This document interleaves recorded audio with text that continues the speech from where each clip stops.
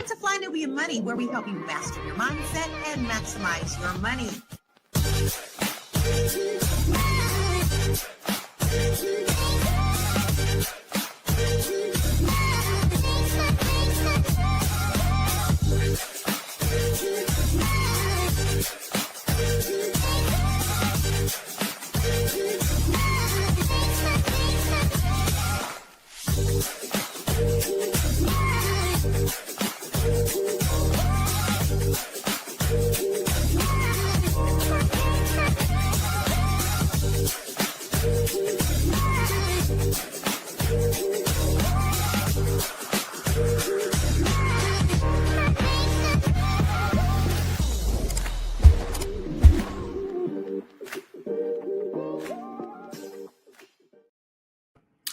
Good morning, good afternoon. Hello, hello, hello. Welcome to Fly Nubian Money, where we help you master your mindset and maximize your money. Today, we're talking about something that really hit home. A content creator went viral after saying, never let being broke isolate you from the community or your community. That message resonated because so many people feel embarrassed or disconnected when their money is low. Instead of leaning on each other, we often pull away, compete, or pretend everything is fine. But isolation only makes struggle harder. So today we're asking, how do we build community that supports, uplifts, and holds space for people at every financial level? And how do we stop letting money determine our value, our confidence, or our connection to one another? I am Dr. Lene Javette, monetization strategist and mindset coach, and I'm joined by Dr. Alicia Watkins, therapist and relationship expert, Aisha Verzi, financial and insurance expert. Hello, queens. Welcome to the roundtable on today. So, question, when you hear the quote, never let being broke isolate you from the community, what's your first reaction to that quote, Dr. Alicia? Do you think that people isolate, or when you hear that, what are your thoughts? Well, I mean, if you're broke or if you're not broke, isolating yourself from the community is never a good answer. And what's beautiful about the sense of community is that you're not by yourself. It is, you can lean on each other for encouragement, for advice, for people to see you, to validate each other. And, we think money is a big issue, but really the big pandemic is loneliness. And so if you let shame keep you from making connections with people who otherwise would love you and lift you up and support you, that really becomes a problem. Okay, I like that. What about you, Aisha? Yeah, same. Community is important. And I think sometimes it just depends maybe on how the people that you're hanging around with.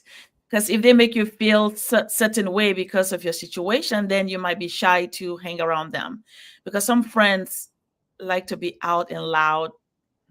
So it's kind of uncomfortable. But if your community accepts you, tell them, I'm struggling. You know what, man, things are tough these days.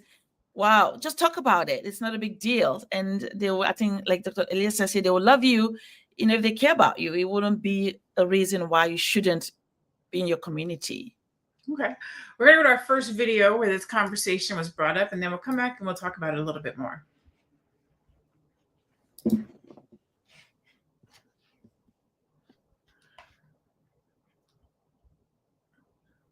Okay, first video.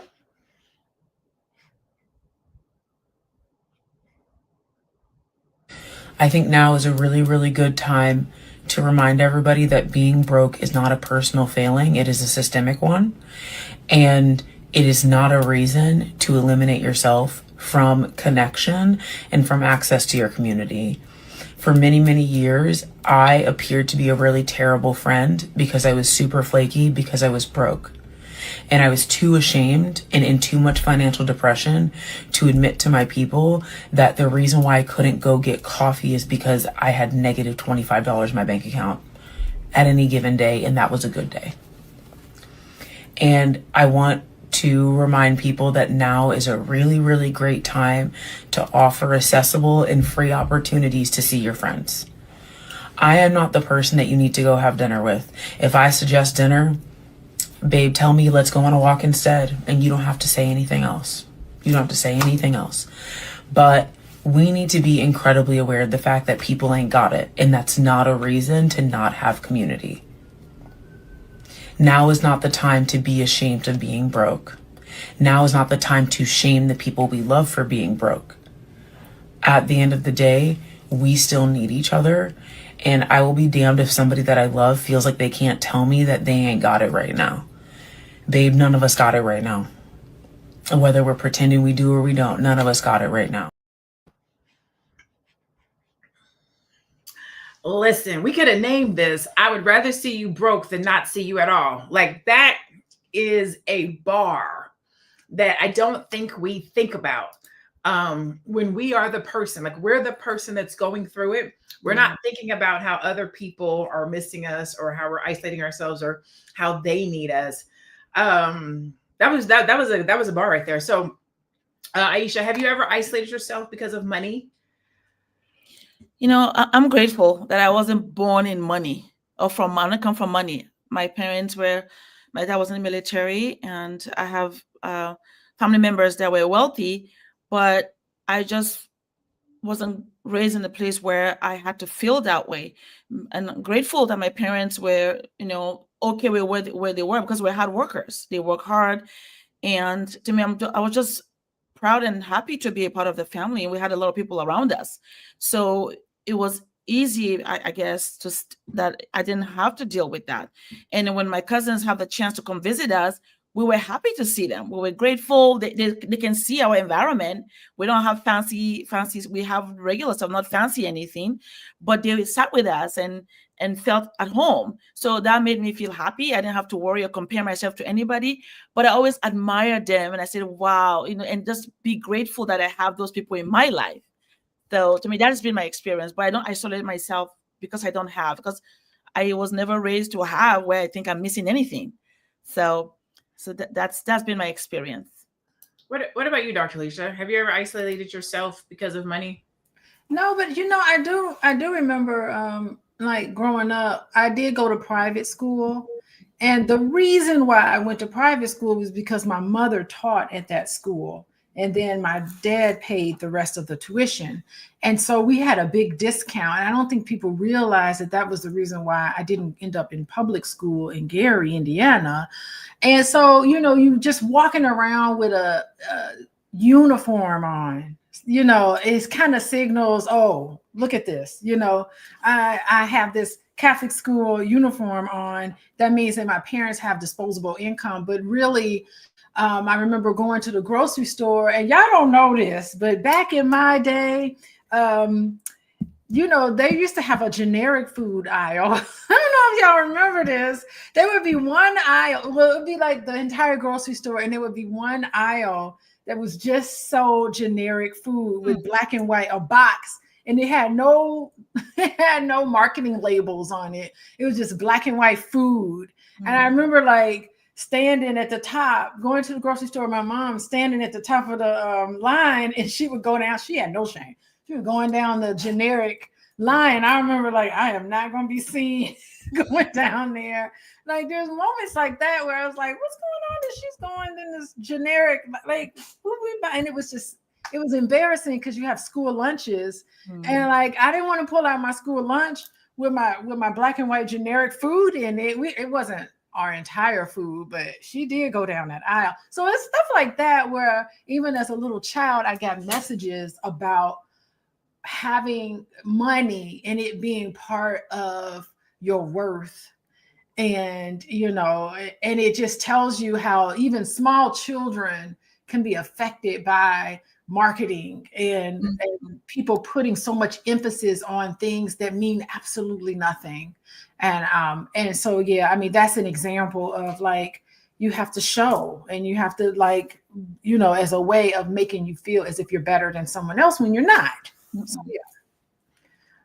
So in the chat, let me know. Have you guys had that? Have you ever, not have you had to, but have you ever isolated yourself because of money?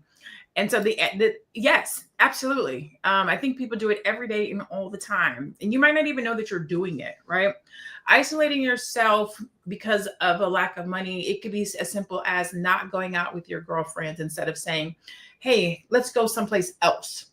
It could be knowing that you're supposed to be someplace, being at an event, a baby shower, a brunch, but because you're not necessarily feeling like you have the same weight or the same financial status as somebody else, so you don't go. It could be somebody calling you and you might be doing your bills at that moment and you might be feeling like you're in a lack and so you don't answer the phone. Isolation isn't just sitting in a room in the dark. It is you're not engaging with the people who love you and the people who care about you. In my business, if something isn't moving right, if I didn't hit a goal, if something didn't happen, I want to talk. I want to talk. I'm most likely I'm going to veg out on something on Netflix. Like that's my isolation. If I'm going through something financially or something like that, that's how I'm going to veg out. And it's not necessarily not engaging. It's I'm going to put my mind on something else. I don't want to think about this thing right now. Right. And so, Aisha, do you think that our community, Black and Brown community, still judges people for being broke? Do you like one of the reasons why I think we don't talk about financial well-being or our status is because we're going to feel like we're being judged as if we should be further, as if we should have more. Do you think that plays a part, the judgment?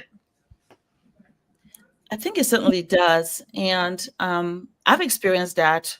We're here, especially because for me, every time I speak, I'm speaking both for my upbringing and then also my experience in the United States. I've been an American citizen now.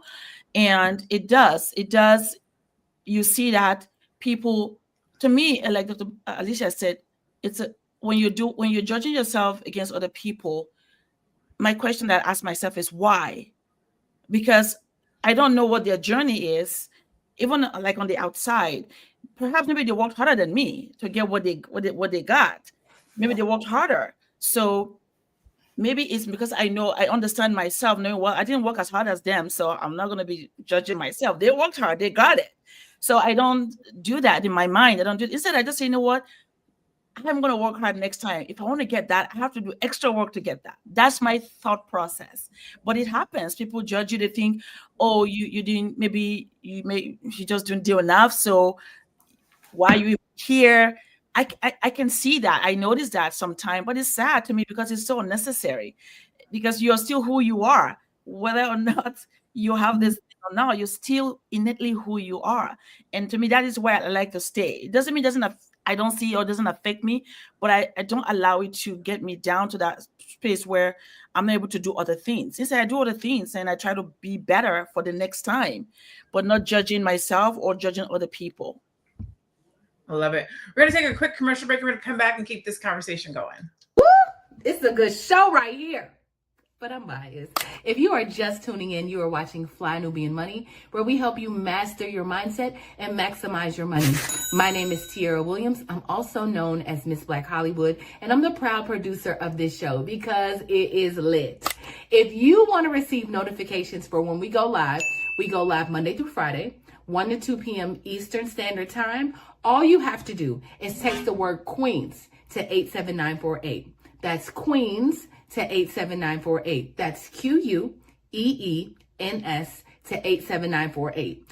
Also, if you want to grow your money and not blow your money, all you have to do is go to flynubianmoney.com. There's all kinds of resources, there's courses, there's free giveaways. There's just no reason to be broke in 2025. All you have to do is go to flynubianmoney.com. Obviously, you don't want to be entertained here. You want to know enough to grow. Wait, I need to put that on a shirt. You got to know to grow. Got to know to grow. So know and grow with flynubianmoney.com. People who isolate when they're going through are actually people who just know how to carry their own burdens. These are the type of people, when they're going through something, they would rather like keep it to themselves and then stay to themselves, because they understand, like, I'm not in the best mood. I really don't want to talk. Yeah, you'll invite me somewhere, but I'm not going to be the best company. So I'm going to stay in my own company and I'm going to deal with it by myself. Versus the people who call other people and can't help but to call other people every time they're going through something, are people who cannot carry their own emotional burdens. And I feel like it's emotionally mature for somebody to say, this is a lot for me to carry. I'm not going to put that on the next person. And they have their own life going on. I'm just not about to blow them up about my problems, because honestly, this shit is annoying. Ooh, that's a good take. I don't necessarily agree with it, Dr. Alicia, but I think that it's important to talk about emotional regulation. When you yourself are the person who's dealing with something emotionally, physically, financially, and you're heavy and you're weighted, is it better to isolate and keep it to yourself, or throw it on somebody else? Because now you're taking your burdens, your life weight, your financial issues, if that's what it is, and dropping them at somebody else's door, not knowing what they're dealing with, what they're going through, what their life situation is, or what their finances are.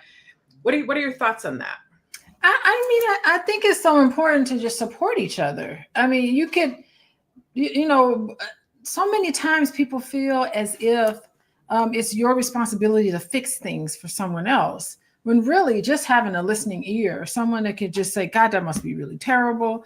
Oh my goodness. Or you can see yourself in some of their story, and both of you guys can vent to each other. Like having a place to vent, a person that will validate you, not fix all your problems. Because if we deconstruct your problems, sometimes part of it is you, but not all of it is you. There's structural issues like the first video that keep people from getting ahead. But it's just nice to have a person to lean on so that you can sort through what you're really feeling. I mean, why carry that burden along or around by yourself in isolation?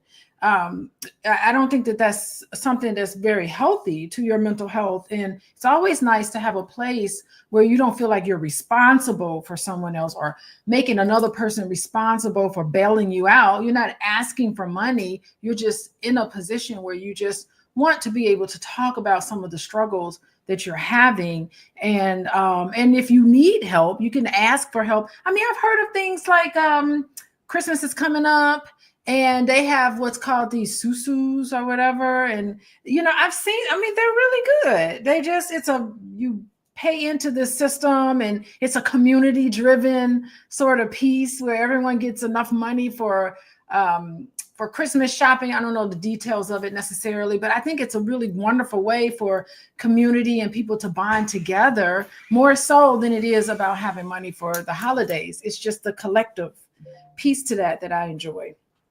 So you have to kind of hit on like collective economics. And so I'm gonna say what our executive producer is saying in the backside, because she's not here with us today. She said it doesn't have to feel like a burden. It could feel like being a friend or a family member, like loving someone. And I think it's a nice, it's the in-between, right? I've seen where, and I do this with my girlfriends, like my close girlfriends. If I'm going through something and it gets too heavy, I'm gonna call somebody and talk about it. But when I call, I'm gonna say, hey, what you got going on? You good? I got something going on. Do you have time? Right. So I'm going to ask you, can you take on what I'm about? Can you pick up what I'm about to put down? You know what I'm saying? Like, let me tell you what I'm dealing with and going through. And sometimes what you'll find is you're not alone. Girl, I got the same thing going on too. Now we can help each other through it. We can talk about it. And it could be financial. It can be relational. It could be about business. In the time that we're living in right now, this presidency, this DEI rollback, the government shutdown, grants, all the different things that are happening that are making money tight, everybody is dealing with something in some kind of a way. And you will find that you're not by yourself, but everybody's doing it in a silo.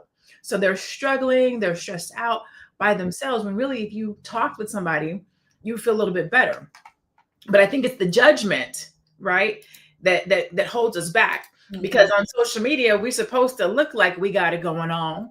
When we show up to the family picnic, we're supposed to look like we got it going on. So then when somebody finds out you don't got it going on, it makes us feel some kind of a way, right? So Aisha, what can we do to better support friends and families who might be in survival mode financially?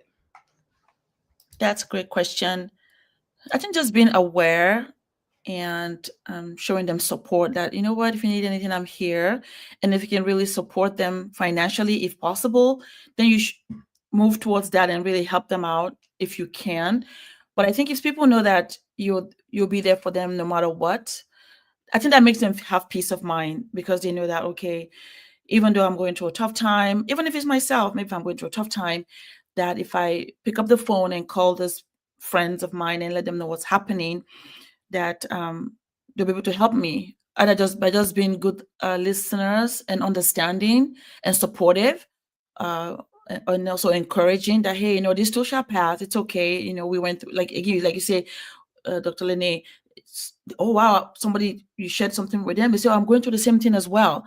It gives you that peace, that you don't feel like you're alone, that, oh my gosh, I'm the only one, woe is me. No, I'm going through that too. Maybe I'm not worried about it right now, but whatever you're feeling, or I felt that before as well, that really helps everybody. It helps the person that's calling and the person that's also being there as a support system. So it builds this community that is so strong. And then before we know it, we feel that we have a community and we have someone that we can lean on to. I think sometimes for me, I think sometimes it's ego that really hurts us, our ego, because we feel, I can't tell her that, right? So because we don't want them to know, so our ego, and that ego, they say your ego it's not your amigo. You'll suffer because you're not open to people that can help you and be supportive of you, just being there for you. So yeah, I think if I was, that is what I feel. If just talking about it, and you gives you that community feeling, because your friends will be there for you.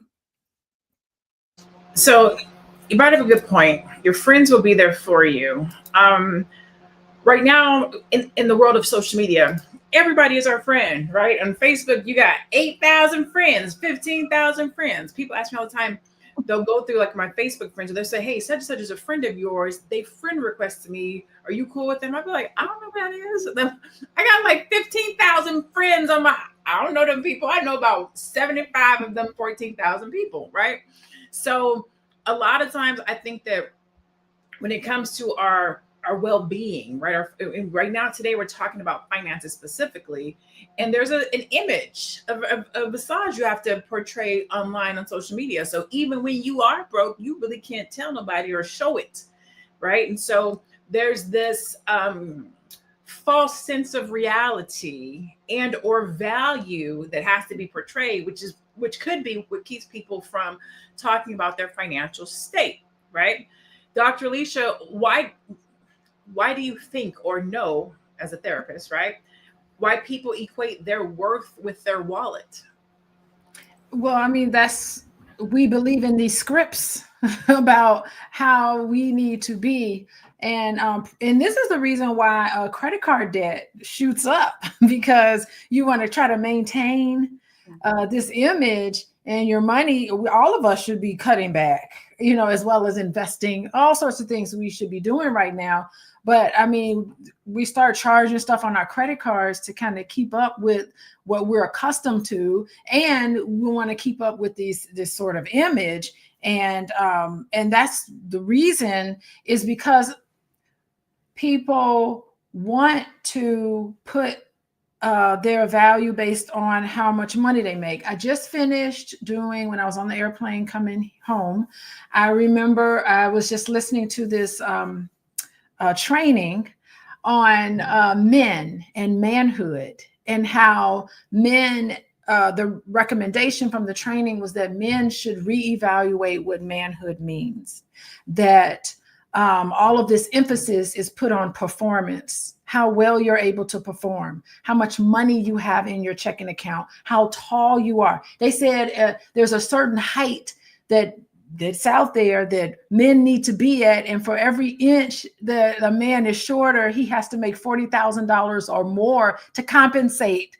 for his height. I mean, these are the things that we're putting on manhood, that you have to be stoic and unemotional, and you have to be competitive, and it's always greed, and I need to have more than the next person, and how it is very detrimental to the mental health of men.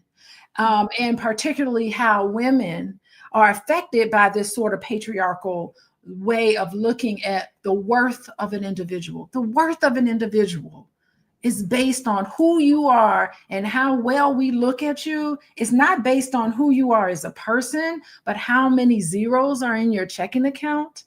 I mean, could you just imagine that? Like, we need to re-examine all of this. When things like this happen, I never want to see those who are less than to really feel it. I don't want to see that.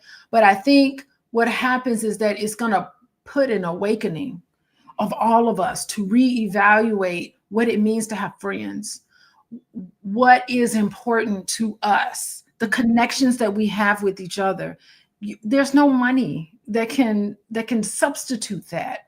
And what we're finding with a lot of research about men is that men require relationships and connection just as much as women. And they just don't feel compelled, based on some research, they don't feel compelled to honestly talk about that, or to find a person that you're able to open up about. I'm going to be there for you regardless of how much money is in your checking account, that I'm in love with you, or I value you as a person and who you are and your development. So we can get into that, and I think maybe times like this is where we need to just reevaluate not only manhood, but we need to reevaluate, who's a great person. It's how you treat yourself. It's how you love yourself and other people. So that's sort of where I would hope that we're headed in these dark times that's looming over us. I'd like for us to get more to that point. All right, so we're going to take a quick commercial break, but I think that in the society that we're living in right now, one of the reasons why people equate their worth with their wallet is because you have folks who talk about high value women, high value men. We look at the quality of life, and a lot of these things are tied to the money that you make.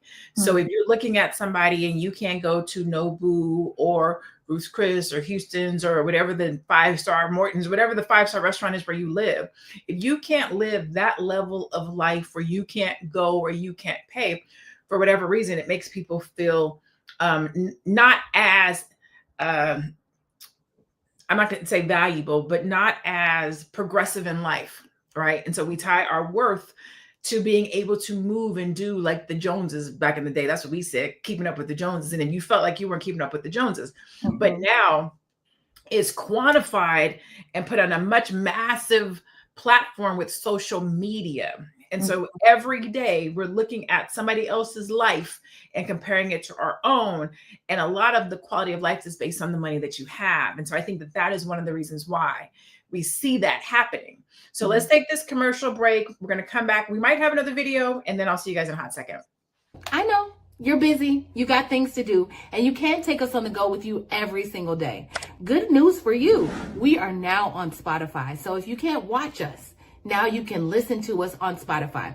Search Fly Nubian Money, and all the episodes shall appear. All you have to do is like, subscribe, leave a 5-star rating, leave some comments, tell people how you love us, so that when other people come along and are looking for a great show to watch, they can find Fly Nubian Money too. One last thing, and just in case you've been sitting under a rock, Fly Nubian Money now has an investment club. We are the Fly Nubian Money Club. It's easy. All you have to do is go to flynubianmoneyclub.com, and I am committed to bringing in top experts from all industries to help you level up. They're teaching us the skills that we need to compete in this market. We often say that nobody is coming to save us, not the government, but guess what? We're coming to save us. I'm coming to save you with the Fly Nubian Money Club. So listen, all you have to do again is go to flynubianmoneyclub.com. We have a 30-day free trial set up just for you, just for those people that are struggling. Even if you ain't struggling, you ain't got to struggle. I'm coming. Okay, let me stop playing. I'll see you soon.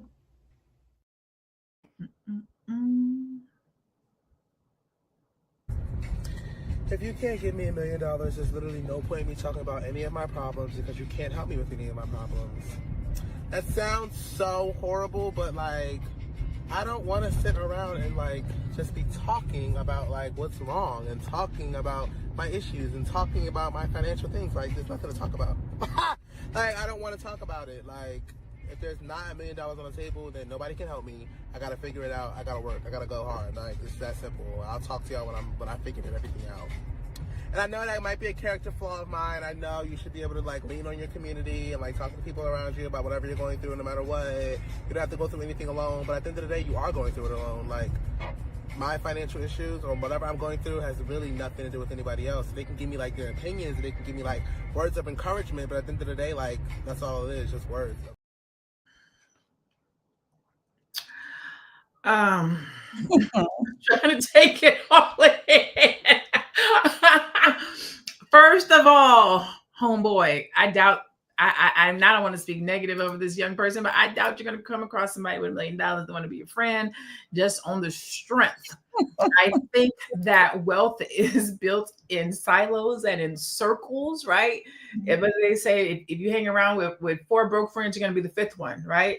I think that you need to get yourself around some people who also want to have $1 million so that, you know what I'm saying, that you guys can grow as a community. That said, Aisha, how do we build friendships and or business relationships that aren't based on status or income? Yes, how that is so hard to do in today's world with social media. But we can try. So this is what I'm doing. My kids, as they're growing, and when you have your friends at that young age, they know you as a regular person. You're not wealthy. You're just you. So I've continued to encourage them to make sure that those friends, they keep them close to their heart for as long as possible, because those are the friends that whether you have 10 million or 50,000, they will love you because they knew you when you were just growing up. So it's hard sometimes today because if those of us that are already grown up and trying to start over, it's difficult. But we can start planting that seed in our kids' lives to understand how to have those friendships that your status or what you've become is not how you're being judged. Instead, you're judged by who you are and how you are known, your spirit, your soul. That is what they care about, not the things that you've acquired over time. And the funniest thing too is being in the financial industry and being around people that are like very wealthy.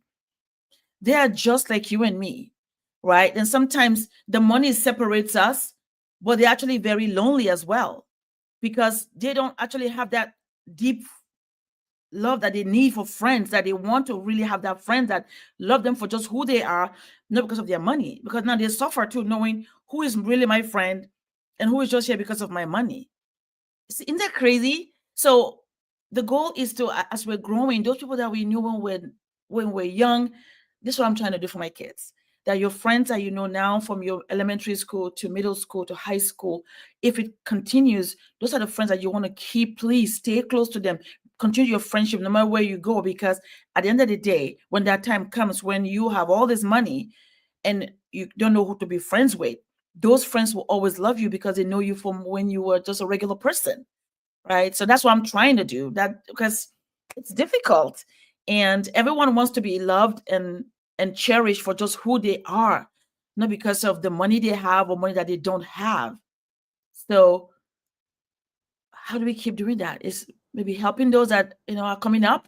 And for us, if we have a couple of friends that we have that, man, we're blessed, because then we know that somebody out there loves us, whether we have it or we don't have it, right? Because it's not easy. The friendships and a circle of people that you can trust and communicate with and talk to, that's your safe space. And it's not to say that you have it with all of your friends. It's not to say that you can go to everyone with it, but you should have at least one person in your life, whether that's your significant other or a best friend, that you feel comfortable and safe talking to. In the chat, let me know. Do you guys have somebody that you guys feel safe to talk about money with? Somebody that you feel comfortable saying, yo, I'm broke, or I'm having a bad time, or I'm going through a bad time. And or are you that for somebody else where you feel like you can have that conversation with somebody to give them a big up or empower them? Because that's the important part, right? You don't want to, I feel like we're living in a time where everybody is competing. Like even within your own friend group, you're competing, right? I have two girlfriends that are on this entrepreneur journey with me. We're all in different places. We all have different businesses, and we call ourselves, we call it the CEO Syndicate. So we meet every month. We do our accountability meeting. We have, and it's ran almost like a meeting. We have a agenda. It tells you how much time you have. And we go through these things, and we keep each other accountable all month long. Hey, did you do what you're supposed to do? Did you say this? We talk about our money. We talk about when we're not making money. We talk about our sales, and it's a safe space. I don't have these conversations, I don't think, with anybody else. Maybe our executive producer. I feel comfortable with Tiara. Me and Tiara talk about money. But you have to have these safe spaces that are not competitive, because sometimes you're up and sometimes you're down. Sometimes you're winning and sometimes you're not, right? Dr. Alicia, what do you think are some signs that a community or a friend circle is rooted in love and not competition? I mean, I think it's just important to just be in tune with feelings that come up for you when you're talking to your actual friends. Like, if there's feelings of jealousy or feelings of even envy, recognize that and be honest with yourself about where that's coming from. And if you sense that from someone else, like, really connect with that and sort through that, because feelings are normal and everybody has them, and what it does is that feelings signal to you that maybe what you're doing, maybe you're a little too comfortable and it's time for you to move outside of your comfort zone.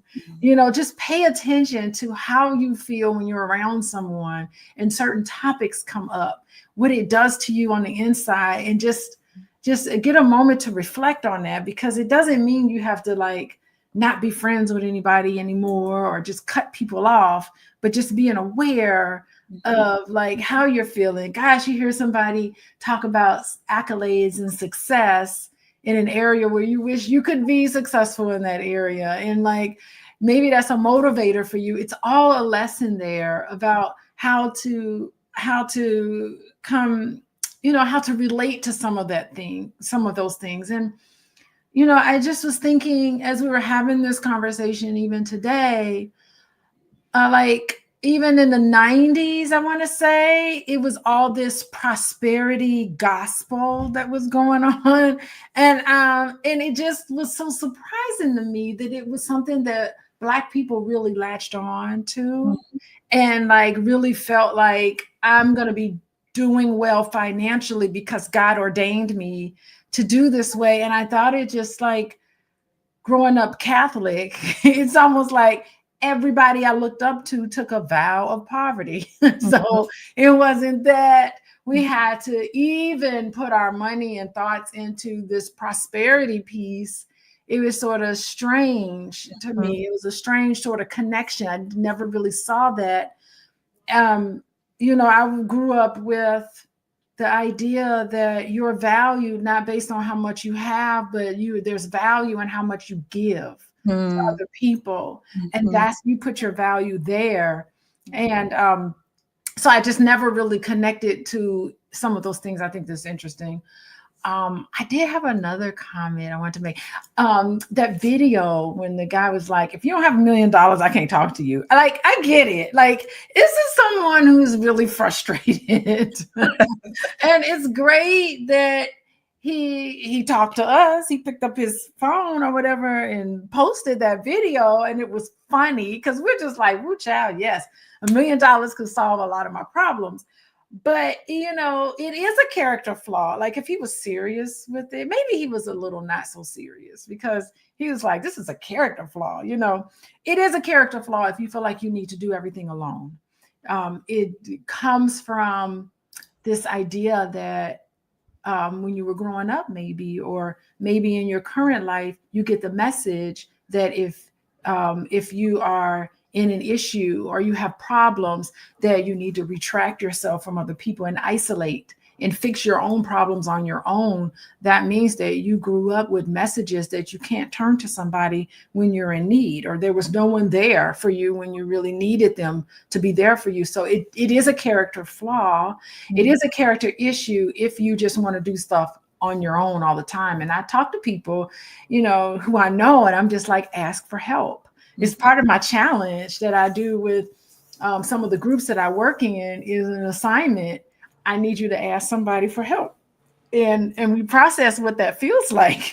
What does it feel like to ask somebody for help, to recognize that you need help and then ask somebody? It's almost a relief if they say, no, I can't do it. But if you ask somebody for help and they say, yes, I can do it, it's more of a burden on you because now you have to sit there and wait if they're actually going to follow through with what they said they're going to do. Anyway, I just went on and on, but I just think it was really interesting. So wait, are we going commercial? Okay, so the friendship conversation, not necessarily so much the friendship conversation, but the asking for help conversation, because it's not that people aren't broke or that they're not struggling. It's the conversation about, right, the isolation. Why do we feel like we have to go through it by ourselves? And what is that really? Because when I think about, I'm not big at asking for help. I'm not big at exposing my flaws unless you're somebody who's close to me, right? I have to feel safe with you in order to open up and say, I'm dealing with this, I'm going through this, or even asking for help. Aisha, you kind of talked about it a little bit earlier. I think you said ego, right? How do you think shame is it ego or is it shame, right? So for somebody, it might be their ego, like, I don't want you to know, but for somebody else, it might be like, they're just shame. Like, I should have it. I should have had this figured out. I should have saved. I shouldn't be in this situation. How does that affect our ability to ask for help or keep us disconnected at times? Because I think that that's really what somebody is dealing with and going through, opposed to like just not asking for help. Yeah, wow. So it's true. Shame versus ego. Well, which one is which one? And I think both of them play a role, but in different way. I think shame is more, for me, if I think about shame, is maybe, oh, wow, we can't afford that. And everybody can see clearly that, we live in a poor neighborhood. We don't have what we need. And my clothes are old and they've seen me wear the same shirt 5 times. And that's all I have. Then that's that shame, right? So that's a little different because actually I want to cry. You can't control that, how your parents, what they had. But ego is people that they feel they've got it and they're walking around, they don't have it. And you can tell that they don't have it. But they're carrying this facade that they got it going on. They're mean to people. You can just tell they don't have it. That's the ego. That's the one that that I'm referring to. And I've seen it too. I've been a professional that you can just tell that somebody, they're just putting a facade on that they have it going on and they don't, right? And you don't want to judge them, but then the way they carry themselves, you're like, just take a deep breather, ask for help. People are going to help you. You just have to ask, but they don't want to ask for help. Well, the one for shame sometimes is one that we cannot control. Maybe something happened to us. See, I'm crying again. And then people judge us because of that. That's the one that is to me is more even sad, because you see some young people, like talking about Catholic school. All my kids went to Catholic school all the way to high school. So you can see some people that you can tell that they don't have money, but again, there's a sponsorship to help them. But because of the way they are raised in that environment, they are raised to have dignity. You have dignity and self-respect, so that because you don't have doesn't mean that you are not good enough or that you are less than. That's the one that, to me, I'm so grateful that we have that exposure where it's not about the money, it's about who you are, your character, and that your parents are trying, right? That's when that shame should go away. But ego is, you think you're all that in a bag of chips, but you're not, and people can tell. That's the difference. So I'm sorry, I'm going to get emotional, but sometimes when you're in that environment, you see the difference and you feel bad for people sometimes, because we don't need to feel that way, that because we don't have something, then we're not worthy of people's love and understanding. Well, we have to go isolate ourselves because of that. All right. Well, thank you for sharing. Research shows that isolation and financial stress are deeply linked to mental health challenges such as anxiety and depression. Small businesses that collaborate with others in their community see an average of 25 to 35% higher growth than those that operate alone. A study from the University of Michigan found that people who feel socially connected are 30% more likely to bounce back from economic hardship. According to the Brookings Institution, communities with strong social support networks recover from financial setbacks up to twice as fast as those without them. Awesome sauce. We're going to take a quick commercial break and we'll come right back. Are you a Black business owner looking to expand your reach? Well, has Fly Nubian Money got good news for you? We are building a Black business directory to connect you with customers who need your services. And here is the best part. It is absolutely free. Email us at info@realvirtual.net. Send us your business name. Tell us a little bit about what you do, what services you offer, your website address, and your contact information. That's it. Together, we are going to build and circulate the Black dollar. Get listed today and start connecting with people who are probably already looking for you. I don't know who needs to hear this, but wellness looks very different when you're broke. It's not matcha lattes and Pilates studios and fancy journals. It's silence in the morning. It's meditation. It's EFT tapping. It's prayer. It's waking up with the sunlight. It's going to bed earlier. It's drinking more water. We have got to get back to the basics when it comes down to taking care of ourselves. And it's so easy to feel like I need to be doing this. I need to be doing that. I need to be doing. Maybe we just need to be. Maybe we need to just start being. And if you have breath, you have life. And that's one of the wealthiest things you can have. So let's get it. Cheers to getting back to the basics. That's where the real health is at. And for more wellness content, go to my website. There are a ton of resources there. And hit that follow button. Later, y'all. I love the young people having these conversations. How can we teach the next generation that success is not a solo mission?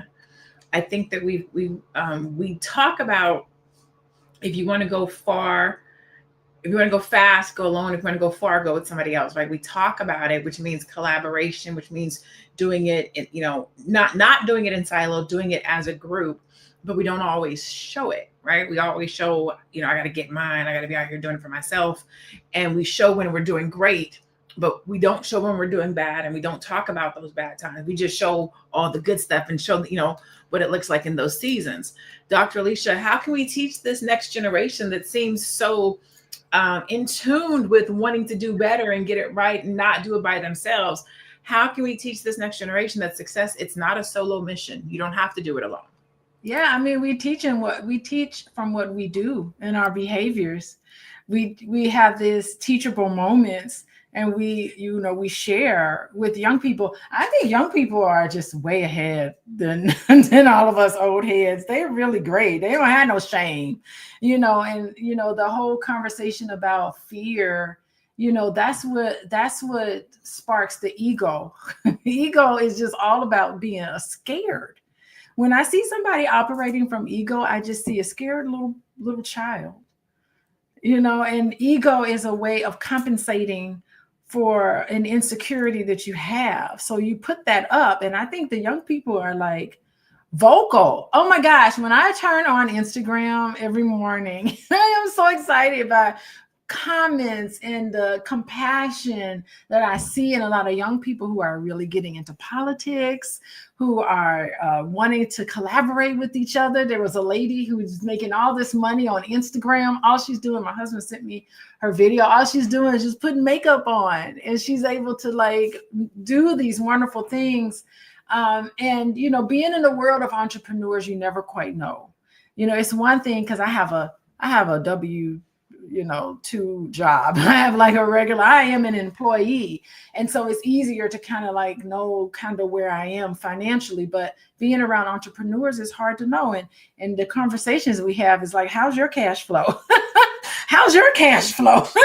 My cash flow is okay. We have these conversations, and I love to see young people get together. I just came back from the Power Networking Conference. I guess that's probably why I'm talking like this, but you know, it's just going and doing opportunities, and the challenges that Dr. Frazier gave everybody was collaborate, work together. You can't do it by yourself. Like that was the theme throughout the entire conference. So being able to participate in activities like the Power Networking Conference. Hello, that's what that is all about, is getting together with like-minded individuals.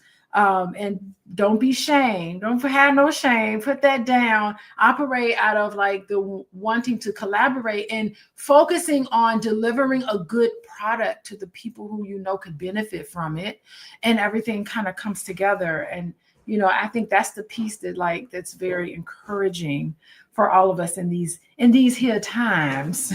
So yeah.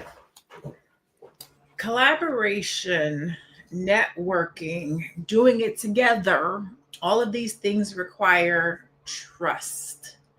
They require community.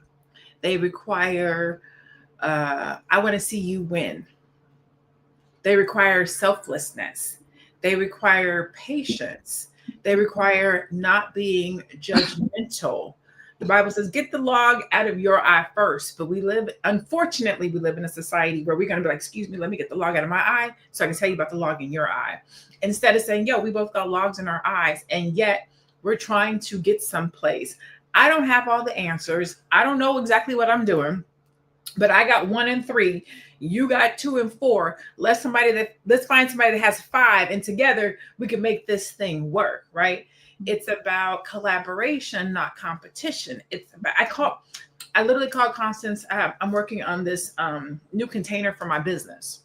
And I called her and I said, hey, I have something that's going on. It's kind of like what you're doing. So I don't want you to. And she was like, girl, I don't care if you do the exact same thing as what I do. We have different audiences. We're going after different marketplaces. We can still collaborate. So she's coming into my thing to participate, even though it's similar to her thing, because it's collaboration. And so you want to be around people that understand the power of collaborating over competition. And so in our final thought for today, I want you guys to give your thought, and then also where people can find you. How can community connection actually help us to rebuild a culture that is stronger and operates from collaboration instead of competition? Because I think that that's the true way that we have community wealth. When we talk about community economics, we got to focus on the community part, right? If we're talking about personal economic empowerment, that's you. That's just you yourself. But when we're talking about community wealth or community economics, that means I'm going to grab Dr. Alicia, I'm going to grab Aisha, I'm going to grab Constance, I'm going to grab Tiara, and we're saying, how do we make sure that everybody eats? How do we make sure that if somebody is lacking, we can support them and lift them up, right? So that nobody has to feel like they're by themselves. What does that look like for us as a community? Aisha, I'll start with you. What would you tell somebody to do, or how we could do that? That's such a powerful question for all of us that we answer as we close. And like Dr. Alicia was saying about the event you just attended, is all about collaboration. And I truly believe that that is one thing that we have to work hard on, collaborating with each other and not competing with each other, because they say when you collaborate, you stay on your own lane while supporting the other person on the other lane. And I'm so grateful that I've had the opportunity to be in a business and environment that I've seen it practice, and I know that is possible, because these are people that I don't know them, they don't know me. We really just got together because of business. And to see that this person is invested in my growth, my development, really shows me that we can do it. It's just a matter of, like Dr. Lene said, there has to be trust. And the trust meaning that if you say you will do something, you actually do it, right? And that will help the people that you're bringing in or working together with trust and believe you and rely on you, because you say, I'll do this, and you do it, because that's supporting them to grow as well. But more importantly, one thing I also learned in this space is that don't allow people to put to judge you that because you don't have this amount now that you won't be able to have it later. Don't ever allow that. Rather, just keep doing what you know is right. Stay disciplined, stay focused. With the help of those people around you, just rise, because it will happen. Just a matter of time. That consistency, trust, and believe in each other, that will happen. And where can you find me? I am blessed to be a coach in the Black Business School. And also you can reach me if you want to talk about your finances with insurance at www.aishaverzi.com. I'm there to help. And I really want us to build a community that grows together, because we can do it. Shameless rise plug. She talked about rising, making sure you rise. So shameless little Thursday plug for our rise conversation. Dr. Alicia, same question to you. What does community wealth mean to us, and or how can we rebuild a culture where community is stronger than competition? Yeah, I mean, I just love this whole conversation about collaborating. And sometimes it can be scary to collaborate with other people. It can feel like you're just exposing yourself, but do it anyway. It's always a possibility that it won't work out. There's things you can do to minimize the possibility, but that's always there. But do it anyway, because collaborating with other people, it's not weakness, it's a wisdom. That's where you learn about things. And we just went through the stats. I wrote it down. 30%, you're 30% more likely to recover from a financial hardship when you collaborate, when you connect with other people. That helps you to become resilient. Mm-hmm. And I mean, just think about that. Let's see what else. I just think that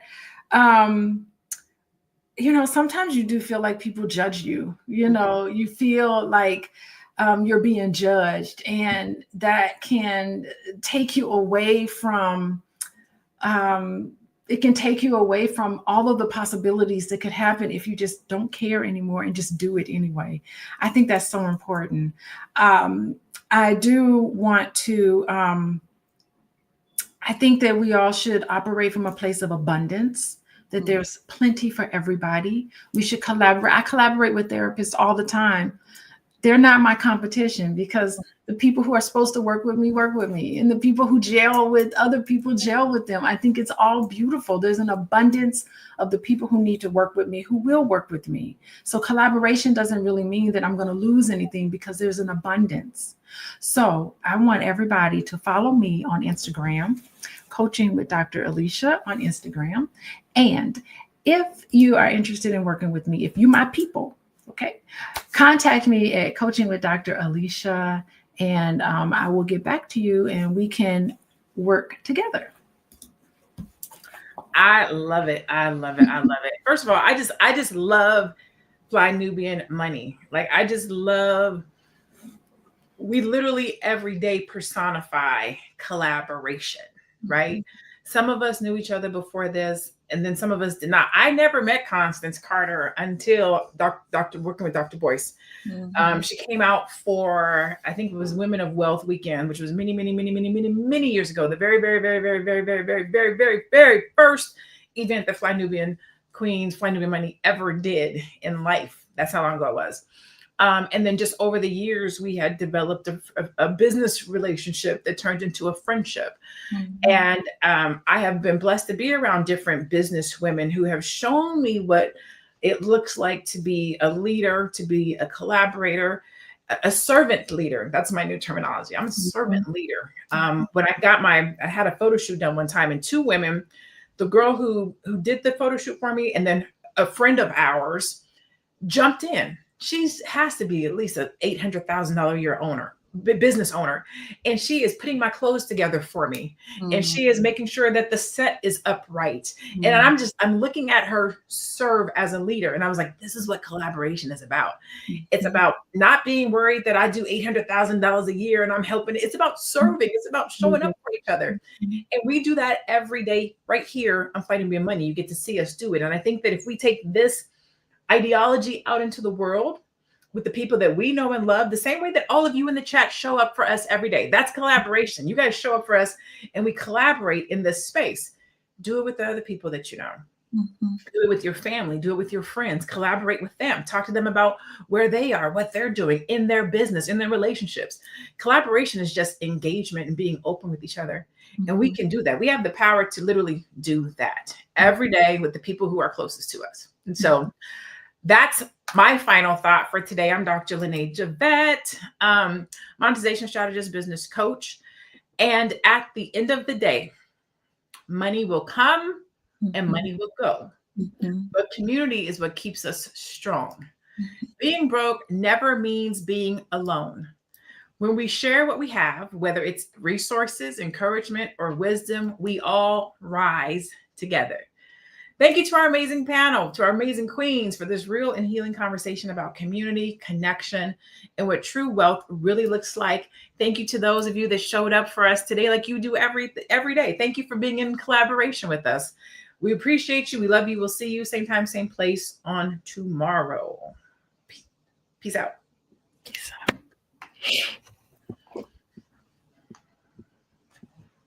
When I'm broke, don't bail me, bro. I don't want to see no one. I don't want to talk to no one. I just want to be alone with my financial hardships, because I feel like that's just a rough time for me, and I feel like I just can't be in the presence of people. Like, family is getting ignored, friends are getting ignored. I'm not gonna want to talk to anyone. I'm not gonna miss anyone. It's like when you're broke, there's nothing to talk about, man. There's nothing we can even do. I'm broke.